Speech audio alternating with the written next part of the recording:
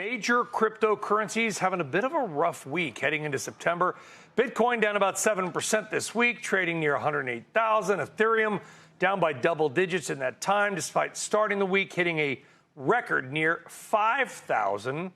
Okay, so the markets went down a little bit today. What do you make of crypto's slide this week? Crypto is correlated. It used to be uncorrelated to the overall markets. Now it's correlated. So if we think that September is going to be a weaker month for the markets, crypto is getting ahead of that. And also, when you look at it, if the VIX is going to shoot up, possibly, and Mike could comment on this, if the VIX is going to shoot up in September, Bitcoin and Ethereum should probably sell off. Seasonality is a weak time of year for both of the top cryptocurrencies. But let's remember one thing, you touched on it. Ethereum hit a record high. Bitcoin hit a record high recently. Yeah. I did flip out of my Bitcoin exposure, and I'm in ETH now.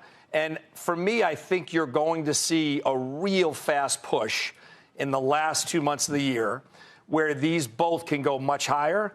Percentage basis, Ethereum will move more. Mike, got a hot take on the relationship between options, Bitcoin, or anything else?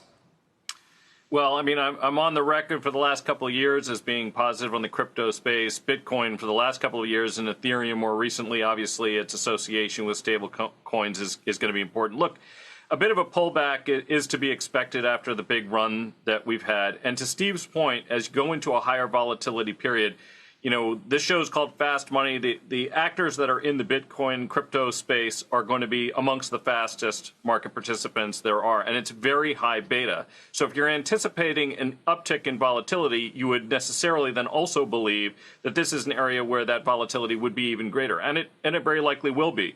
But overall, I still think that the fundamentals remain intact, both for Bitcoin and for Ethereum. And so I rather think of these as a little bit of an opportunity, although the short-term technicals don't look so hot right now.